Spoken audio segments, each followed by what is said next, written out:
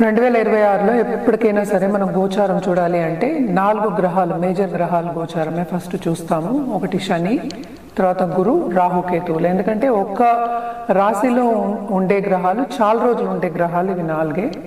So most important ఏంటంటే శని గ్రహం. First starting ఎప్పుడైనా శని గ్రహం గురించి మాట్లాడతాము.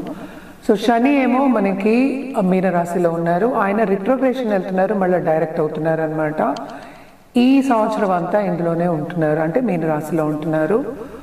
రాహు కేతువులు మూమెంట్ ఉంది. డిసెంబర్ 5th మనకి ఏంటంటే రాహు ఏమో మకరానికి వెళ్తున్నారు, కేతు ఏమో మనకి కర్కాటకానికి వెళ్తున్నారు అనమాట.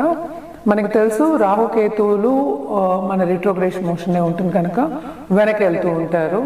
జూపిటర్ ఏంటంటే మోస్ట్ ఇంపార్టెంట్ గ్రహం, బెనిఫిట్ గ్రహం, అండ్ ఆల్సో ఏంటంటే పరిపూర్ణంగా బ్లెస్సింగ్ ఇచ్చేది. దేంట్లో అటు ధనకారకుడు, అటు ఏమో ఆయుక్కుడు మనం కొంచెం చూస్తూ ఉంటాం. అండ్ ఆల్సో ఫ్యామిలీకి మనం చూస్తూ ఉంటాం. ఎక్కడున్న ఎక్స్పాన్షన్, విజ్డమ్, నాలెడ్జ్, వీటన్నిటికీ మనం జూపిటర్ చెప్తూ ఉంటాము. మనకి ఇయర్ ఎండ్ అంటే 2025 ఇయర్ ఎండ్లో జూపిటర్ ఏంటంటే మనకి మిథునానికి వెళ్ళారనమాట. ఆయన రిట్రోగ్రేషన్ అయ్యారు. మనకి తర్వాత అక్టోబర్ 31st మనకి సింహానికి వెళ్తున్నారు. మిగతా టైం అంతా అంటే మార్చ్ నుంచి మనకి అక్టోబర్ వరకు ఏంటంటే ఉచ్చస్థితిలో ఉంటున్నారు అనమాట. సో ఇవి గ్రహస్థితులు. బట్ జనరల్గా మాట్లాడుకోవాలి అంటే మనం ఎప్పటికైనా ఈ గ్రహస్థితులు, ఈ 4 గ్రహాలు కాకుండా మిగతా గ్రహాలన్నీ కూడా చూసుకుని మనం మాట్లాడడం అనేది ముఖ్యం అనమాట. చాలా మటుకు మనం మంత్లీ కూడా చేస్తున్నాము. అలాగే ఈ సంవత్సరంలో ఏంటంటే 4 ముఖ్యమైన ఎక్లిప్సెస్ వస్తున్నాయి. 2 ఏంటంటే సోలార్ ఎక్లిప్సెస్, 2 లూనార్ ఎక్లిప్సెస్ వస్తున్నాయి.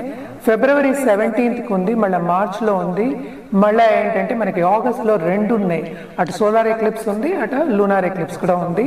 అలాగే ఈ ఉగాది కూడా మనం ఎప్పుడు చెప్పుకుంటూ ఉంటాం, ఉగాది చెప్పుకుంటాం. మార్చ్ 19th 20th వస్తుంది. పరభవ నామ సంవత్సరం వస్తుంది అనమాట, అంటే 40th సంవత్సరం. ఎవ్రీ 60 yearsకి నేమ్ అనేది చేంజ్ అవుతూ ఉంటుందన్నమాట. ఇది మనం చూసాము అంటే కొన్ని రాసుల వారికి చాలా చాలా బాగుంది.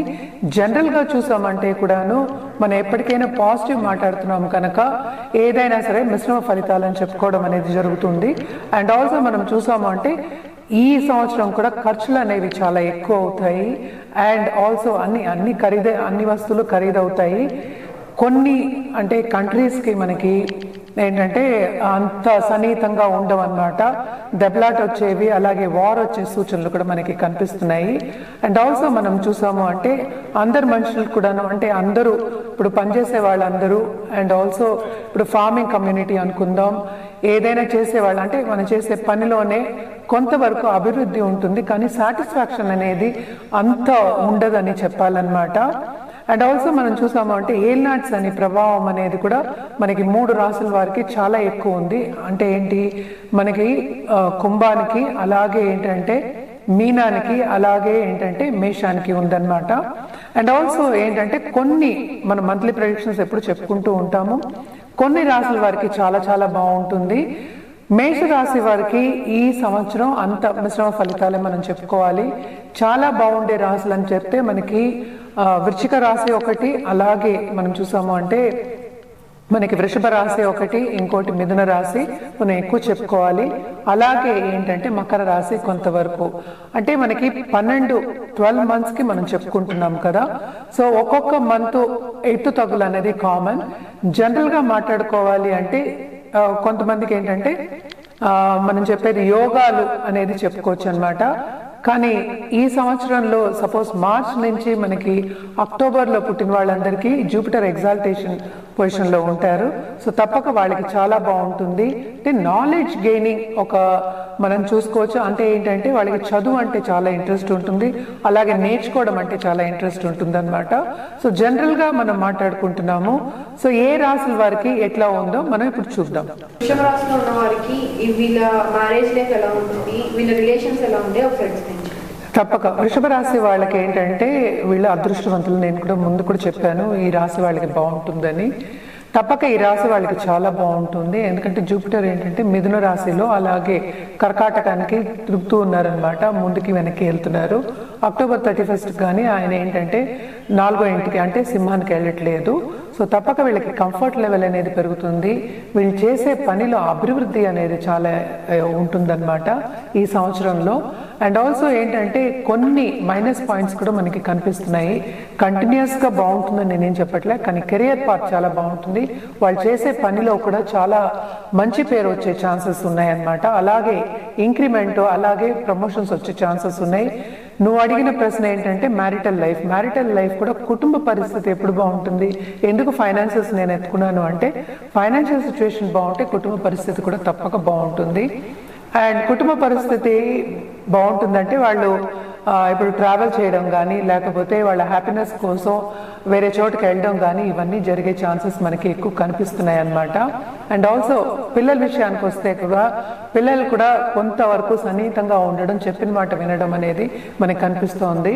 కొత్తగా పెళ్లి కావాలి అనుకున్న వాళ్ళందరూ తప్పక జూలై, ఆగస్ట్ లేకపోతే ఫిబ్రవరి నుంచి చూసుకోవడం అనేది మంచిది. తప్పక మంచి సంబంధాలు వచ్చే ఛాన్సెస్ ఉన్నాయన్నమాట. ఇప్పుడు ఈ వృషభ రాశిలో ఉన్న వాళ్ళు ఎవరైతే ఇంటర్నేషనల్ స్టూడెంట్స్ ఉన్నారో వాళ్ళకి ఎలా ఉంటుందో ఒకసారి తప్పక ఇంటర్నేషనల్ స్టూడెంట్స్కి ఈ సంవత్సరం especially towards end of this year మనకి నవంబర్ డిసెంబర్లో మనం చూసాము అంటే బాగుంటుంది చాలా. ఎందుకంటే మనకి రాహు కూడా మూవ్ అవుతారనమాట. సో తప్పక దూరదేశంలో ఉన్న వాళ్ళకి కానీ, లేకపోతే దూరదేశం వెళ్ళి సెటిల్ అవ్వాలి అనుకున్న వాళ్ళకి కానీ, అలాగే వాళ్ళకి ఈ సబ్జెక్ట్ కావాలి, ఈ యూనివర్సిటీ కావాలి అనుకున్న స్టూడెంట్స్ కానీ తప్పక వాళ్ళు సక్సెస్ సాధిస్తారు. ఈ సంవత్సరం అంతా 12 నెలలు నేను చెప్పట్లేదు, ఈ సంవత్సరంలో తప్పక వృషభ రాశి వాళ్ళు ఏదనుకుంటే అది సాధించే ఒక సంవత్సరం కింద మనం తీసుకోవచ్చు. ఇప్పుడు ఈ వృషభ రాశిలో ఉన్న ఫార్మర్స్ కి కానీ స్మాల్ స్కేల్ ఇండస్ట్రీస్ లో ఉండే వాళ్ళకి కానీ ఎలా ఉంటుందో ఒకసారి తప్పక ఫార్మర్స్ కి చాలా బాగుంటుంది అనే చెప్పాలి, ఎస్పెషల్లీ వృషభ రాశిలో ఉన్న వాళ్ళకి. ఎందుకంటే జూపిటర్ నేను ఇందాక నుంచి చెప్తున్నాను కదా, 11th లార్డ్ 2nd లో పడ్డారు. సో డబ్బు వచ్చే సూచనలు ఎక్కువ కనిపిస్తున్నాయి. ఉత్తి ఫార్మింగ్ అనే కాదు, ఏదైనా ఆర్గానిక్ ఫార్మింగ్ కానీ, లేకపోతే ఒక ప్రోడక్ట్ చేసేవాళ్ళు అంటే ఫుడ్ రంగంలో ఉన్నవాళ్ళు తప్పక చాలా బాగుంటుంది. ఇదేంటంటే ఫుడ్ రంగం అంటే ఏంటంటే ఉత్తి ఫార్మింగ్ ఒకటే కాదు, దాన్ని ఎండ్ ప్రోడక్ట్ ఇస్తారు. ఇప్పుడు మెయిజ్ కానీ, లేకపోతే మిల్లెట్స్ కానీ, ఇలాంటి ప్రోడక్ట్స్ ఇచ్చేవాళ్ళు కానీ, లేకపోతే కొత్త ఇన్వెన్షన్స్ ఫుడ్ లో చేసే వాళ్ళకి కానీ, ఫుడ్ టెక్నాలజీ కానీ, ఇవన్నీ పెరగడానికి ఛాన్స్ ఉందన్నమాట. సో ఫార్మింగ్ కమ్యూనిటీ అనేది గ్రో అవ్వడం కానీ, ఆర్గానిక్ ఫార్మింగ్ కానీ, లేకపోతే ఏంటంటే మనకి మన శరీరానికి తగిన ఆహారం తీసుకోవడానికి ఉత్పత్తి చేసేవాళ్ళు తప్పక మంచి ఆహారం ఉత్పత్తి చేసే వాళ్ళందరికీ చాలా బాగుంటుందనే చెప్పాలన్నమాట. పొలిటీషియన్స్ కి అంటే గవర్నమెంట్ రంగంలో ఉన్న వాళ్ళకి అని తీసుకుందాం, ఎస్పెషల్లీ పొలిటికల్ పార్టీస్ ఎవరైతే ఇప్పుడు అధికారంలో ఉన్నారో తప్పక అభివృద్ధి చెందుతారు, ముందుకెళ్లే సూచనలు మనకు కనిపిస్తున్నాయి. వీళ్ళకి బెస్ట్ మంత్స్ అంటే జూన్, జూలై, ఆగస్ట్ చాలా బాగుంటుందని చెప్పుకోవాలి. అలాగే towards end of this month October నెల కూడా చాలా బాగుంటుంది. ఎస్పెషలీ గవర్నమెంట్ లో ఉన్న వాళ్ళకి, గవర్నమెంట్ లో పని చేయాలి అనుకున్న వాళ్ళకి అందరికీ బాగుంటుంది. అండ్ ఆల్సో పోలీస్ డిపార్ట్మెంట్ మనం చెప్పుకోవాలి అంటే ఏంటంటే సంరక్షణ చేసే వాళ్ళందరికీ చాలా బాగుంటుందని చెప్పాలన్నమాట. అభివృద్ధి చెందే ఒక మంత్స్ కింద, నేను ఇందాక మంత్స్ చెప్పాను, అభివృద్ధి చెందే ఒక సంవత్సరం కింద మనం తీసుకోవచ్చు. జనరల్ గా కూడా మనం చూసాము అంటే మనకి వృషభ రాశి వాళ్ళకి బాగుంది, సక్సెస్ఫుల్ ఇయర్ కింద మనం తీసుకోవాలన్నమాట. అలాగే పరిహారాల విషయానికి వస్తే కనుక తప్పక వీళ్ళు లక్ష్మీ గణపతి పూజలు చేయడం కానీ, లక్ష్మీదేవిని నిత్యం కలవడం కానీ చాలా మంచిది. అట్లీస్ట్ ఏం లేదు, అష్టోత్తరం చేయండి, చాలా చాలా మంచిది. అండ్ జనరల్ గా కూడా లక్ష్మి ఎవరికి వద్దంటారు, ఎవరికి చేయదు, తప్పక కావాలి కనుక ఇవన్నీ చేసుకుంటూ ఉంటే ఇంకా మంచిది. అలాగే శక్తి పూజలు చేయడం ఎక్స్ట్రీమ్లీ ఇంపార్టెంట్. మన ఎలాగో ఏంటంటే నెల ఫలితాలు కూడా చెప్పుకుంటున్నాం, అప్పుడు చెప్పే రెమెడియల్ మెషర్స్ డిఫరెంట్ గా ఉంటాయి. నేను జనరల్ గా శక్తి పూజలు అని చెప్తున్నాను, తప్పక ఇది చేయండి, కంటిన్యూస్ గా నిత్యం చేయండి, చాలా మంచిది. అలాగే శక్తి పూజలు కానీ, లేకపోతే జపాలు కానీ, లేకపోతే గో పూజలు కానీ చేయడం అనేది చాలా మంచిది. ఇప్పుడు మనం మాట్లాడుతుంది జనరల్ గా మాట్లాడుకున్నాము, ఎందుకంటే ఈ 4 ప్లానెట్స్ అంటే మేజర్ ప్లానెట్స్ గురించి మాట్లాడి దాన్ని బట్టి మనం పరిహారాలు కూడా ఇచ్చాము. అండ్ ఆల్సో ఏంటంటే మనం రాశి ఫలితాలు కూడా మాట్లాడుకున్నాం అన్నమాట. ఇదంతా జనరలే, అంటే ఏంటంటే రాశి వారిగానే మనం మాట్లాడుకుంటూ వస్తున్నాము. ఏదైనా సరే వ్యక్తిగత జాతకం మీద ఆధారపడి ఉంటుంది.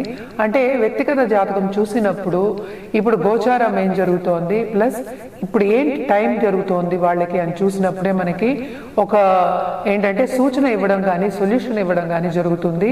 అదేంటంటే పరిహారం రూపంలో మనకి పూజ కానీ జపం కానీ లేకపోతే ఒక జాతిరత్నం కానీ ఇఫ్ ఇట్ ఈస్ వారంటెడ్ అంటే ఏంటి జాతక రీత్యా ఇవ్వడం అనేది జరుగుతుంది.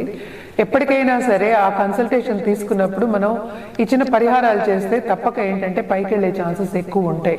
అంటే పైకి వెళ్ళడం ఏంటి, మనకి లైఫ్లో ఏం సాధించాలో అది సాధించడం అనేది జరుగుతుందన్నమాట. ఆ దిశగా నడవడం కానీ ఏదైనా ఇబ్బందులు వచ్చినప్పుడు ప్రాబ్లమ్స్ వచ్చినప్పుడు ఎలా ఫేస్ చేయాలి అని చెప్పడం కూడా జరుగుతుందన్నమాట. సో తప్పక కింద స్క్రోల్ అయ్యే నంబర్కి అలాగే ఈమెయిల్ ఐడికి సంప్రదిస్తే కనుక అన్ని వివరాలు చెప్పడం అనేది జరుగుతుంది. అంటే అపాయింట్మెంట్ తీసుకుని అంటే పరిహారాలు చేసుకోవడం లేకపోతే జాతకం చూసుకుని పరిహారాలు చేసుకోవడం అనేది ఎప్పటికైనా మంచిదే కదా. సో తప్పక అపాయింట్మెంట్ తీసుకుని జాతకం పరిశీలించుకున్న తర్వాత ఎగ్జాక్ట్ సొల్యూషన్ ఇస్తాం కనుక తప్పక కింద స్క్రోల్ అయ్యే నంబర్ కానీ ఈమెయిల్ ఐడి కానీ సంప్రదిస్తే అన్ని వివరాలు చెప్పడం జరుగుతుంది. అలాగే అపాయింట్మెంట్ ఎప్పుడు దొరుకుతుంది, ఎలా అపాయింట్మెంట్ ఇస్తాము అంటే ఆన్లైన్ కూడా చేస్తాము ఆఫ్లైన్ కూడా చేస్తాము. సో ఎలా చేయాలి అనేది చెప్పడం జరుగుతుంది అన్నమాట.